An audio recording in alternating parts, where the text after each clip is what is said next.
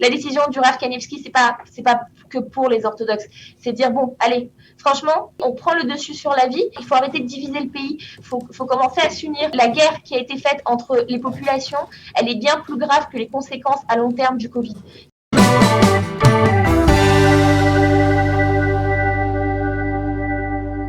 Docteur Léa Lévy, bonjour, Boker Tov.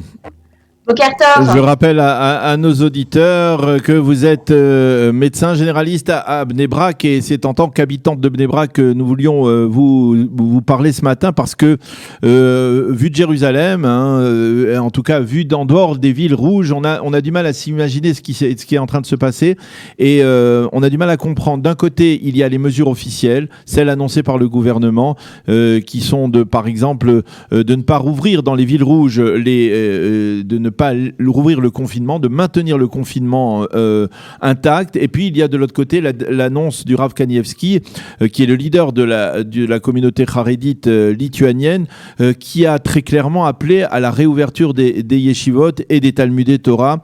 Et dans la presse israélienne de ce matin, je souligne la presse généraliste, eh bien, on explique que la police aura bien du mal à faire respecter les directives, parce que ce sont des directives contradictoires. D'un côté, le gouvernement, de l'autre côté, le Rav Kanievski. Est-ce que vous pouvez nous aider à faire le clair là-dessus, parce qu'on a du mal à comprendre? Bon, on va d'abord revenir sur les chiffres un petit peu. Les chiffres à Bnei Brak qui sont extrêmement rassurants.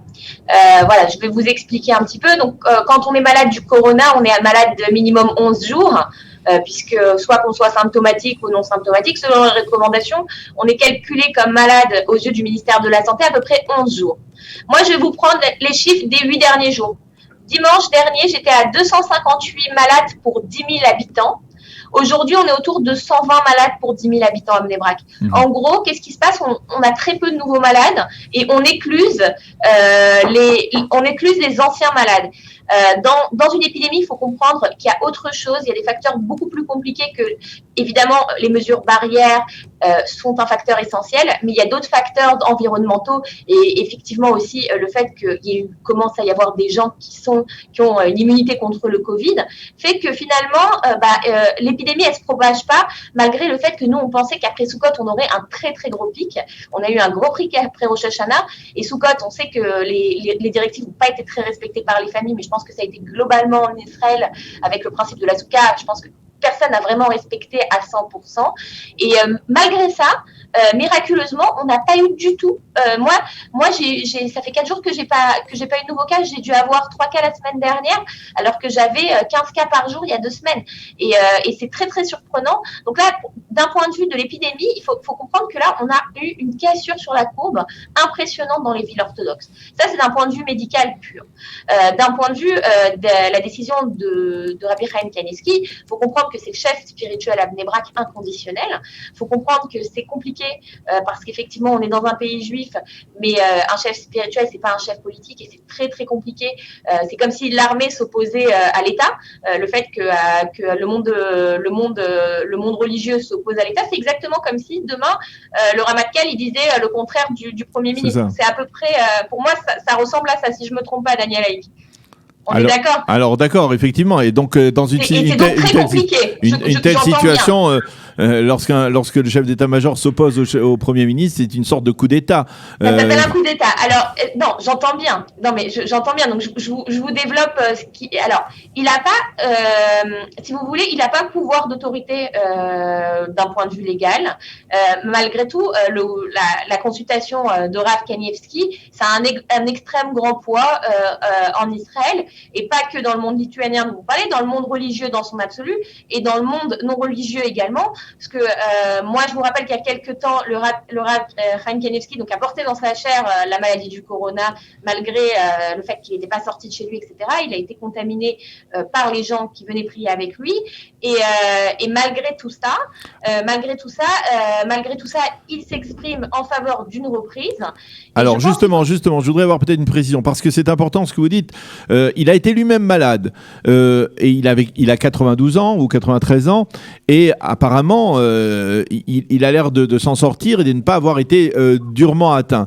Est-ce que finalement ce n'est pas cette décision annoncée par le Rav Kanievski n'est pas la résultante de son son état de santé. Il se dit, bien voilà, moi j'ai 93 ans, j'ai été contaminé, mais je m'en suis sorti. Donc la plupart des gens peuvent s'en sortir et le jeu, on va résumer comme ça, le jeu n'en vaut pas la chandelle. C'est-à-dire le risque de Bitul Torah ne vaut pas le fait de rester contaminé.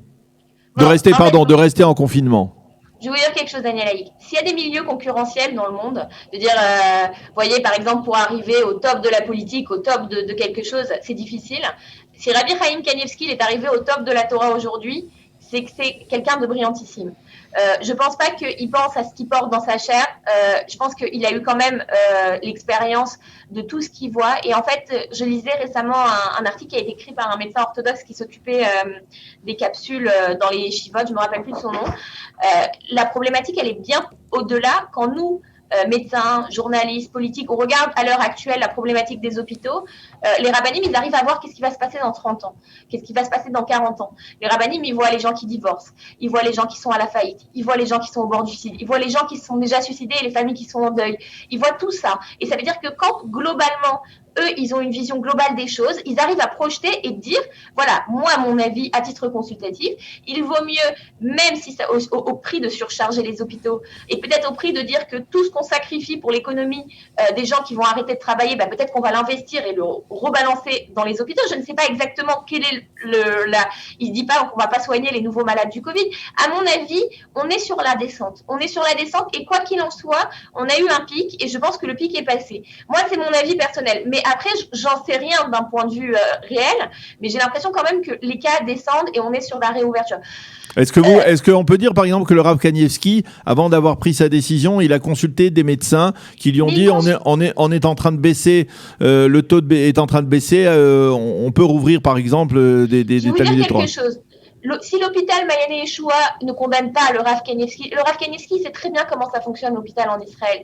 Et il y a des milliers de médecins qui vont voir le Rav Kanievski. Et je vais vous dire quelque chose, c'est qu'un médecin, n'importe qui, un premier ministre, n'importe qui, avant de prendre n'importe quelle décision, il va demander une bénédiction au Rav, qu'il soit religieux ou qu'il soit pas religieux. Vous vous étonneriez de savoir, vous non, mais beaucoup s'étonneraient de savoir le nombre de gens et le nombre de laïcs qui vont demander conseil et avis c'est quelqu'un d'extrêmement sage. Alors après, effectivement, ce qu'il dit n'a aucune autorité d'un point de vue légal. Mais c'est vrai que ça a poids et je suis pas sûre que tous les Talmud Torah vont réouvrir aujourd'hui. Il va y avoir une grande réouverture.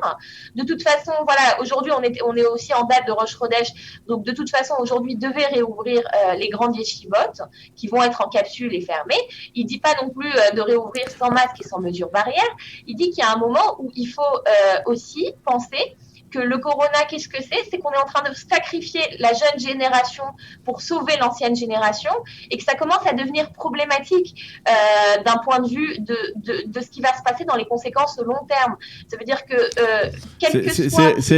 c'est problématique un peu ce que vous dites, Léa, parce que vous dites on sacrifie la jeune génération pour la vieille génération, l'ancienne génération. Ça veut dire que comme les enfants de toutes les manières, eux ils sont contaminés, mais ils ne sont asymptomatiques et donc ils peuvent continuer à vaquer à leurs occupations, si l'on peut dire, et donc continuer à étudier la Torah, mais en même temps, ils vont contaminer quelque chose. Et donc, on est en train de sacrifier l'ancienne génération, les personnes âgées. Et ça, c'est quelque chose qui est dramatique. Alors, d'abord, je vais vous dire quelque chose. Plus les enfants sont jeunes, moins ils sont porteurs. Ça a été prouvé. C'est la raison pour laquelle, d'ailleurs, le gouvernement n'a pas divisé en capsules les classes de GAN et les classes de Maol, les classes de crèche. Les classes de maternelle et de crèche ne sont pas divisées. Les classes sont divisées à partir de du CE1, de la Kippa Bet, si je ne me trompe pas. En dehors de ça, les classes ne sont pas divisées. C'est-à-dire qu'on a décidé de laisser les classes jusqu'à 6 ans en entier. Et ça répond à un besoin épidémiologique que finalement, chez les enfants de 1 à 7 ans, on se rend compte que le portage est beaucoup moins important malgré des fortes expositions. On ne sait pas encore à quoi c'est dû, c'est probablement dû au nombre de virus que les enfants rencontrent dans l'enfance. On ne sait pas exactement, voilà, on n'a pas beaucoup de recul sur la maladie, mais en tous les cas, ça c'est clair. Non mais comprenez, essayez de me clarifier ce point. C'est-à-dire, vous n'êtes pas en train de mettre sur la même balance, on va dire... Ensuite, quand on parle des yeshivot qui vont réouvrir en capsule, on parle du fait que si vous voulez, il y a quand même un problème. C'est-à-dire que là, on est en train de se dire, bon, ok, il y a une maladie qui avance, qu'on traite de mieux en mieux. C'est-à-dire que maintenant, les critères d'intubation ont changé. On a commencé à mettre de l'oxygénation à fort débit. On a commencé à comprendre le mécanisme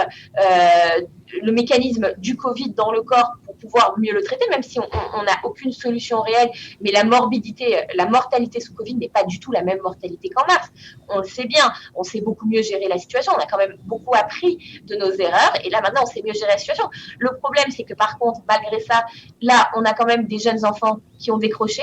Moi, je vais vous dire, il y a beaucoup de lycéens qui ne sont pas retournés, que ça soit dans le monde orthodoxe, que ça soit dans le monde laïque. Il y a beaucoup de lycéens qui ne sont pas retournés à l'école en septembre parce qu'ils ont lâché l'école au moment du premier confinement. Et c'est pas du tout anecdotique. Il y a des problèmes, enfin, si vous parlez des assistantes sociales, etc., il y a des problèmes il y a des problèmes d'abandon d'école qui sont importants. Il y a eu des familles entières qui ont divorcé, qui ont explosé. Il y a des gens qui sont surendettés, qui n'ont pas de quoi manger. Donc, le problème, c'est que c'est ça aussi. Ça veut dire que le Rav, en tant que grand de la génération, si son avis a du poids et bien sûr qu'il est libre de s'exprimer, eh ben, il dit ce qu'il pense. Est-ce que ça doit avoir autorité légale? Ça, je ne sais pas, je ne pense pas. Et c'est une chose, et ça, c'est pas à moi de me mêler qu'après les écoles décident d'ouvrir, mais cependant, il a quand même dit quelque chose d'assez raisonnable. Il n'a pas dit enlevez vos masques, et honnêtement, si les rabbinim ashkénazim n'avaient pas dit aux gens de sortir des synagogues et d'aller prier dehors, eh ben, il y aurait encore des gens dans les synagogues. Je pense qu'ils ont quand même aussi parole de sauver les gens et de faire des choses. Moi, je ne suis pas sûre que ça soit l'ouverture des écoles qui ait augmenté les cas de corona.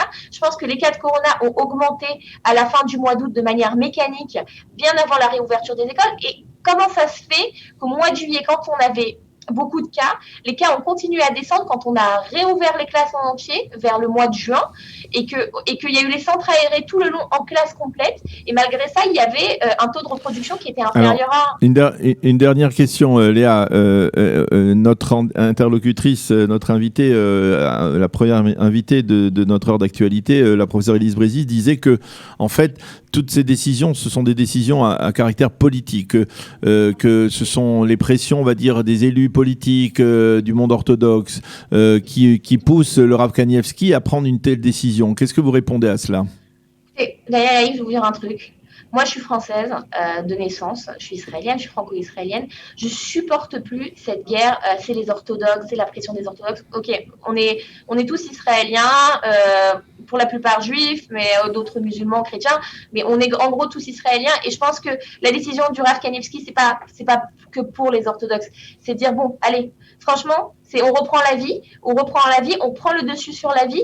Ça suffit. Ça suffit. Je pense qu'il faut arrêter de croire, il faut arrêter de diviser le pays. Faut commencer à s'unir, nous Israéliens, parce que honnêtement, la guerre qui a été faite entre les populations, elle est bien plus grave que les conséquences à long terme du Covid.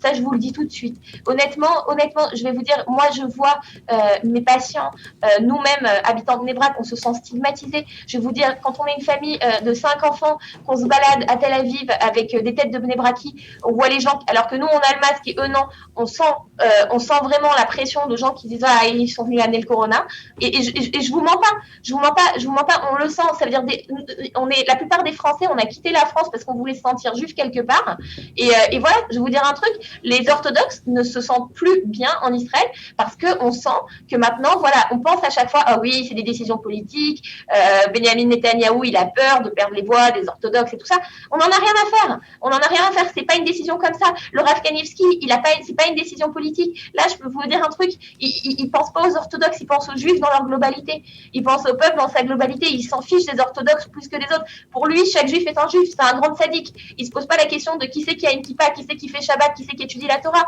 Il se dit un juif, c'est un juif. Il faut sauver le peuple. Excusez-moi, ça me parle très fort.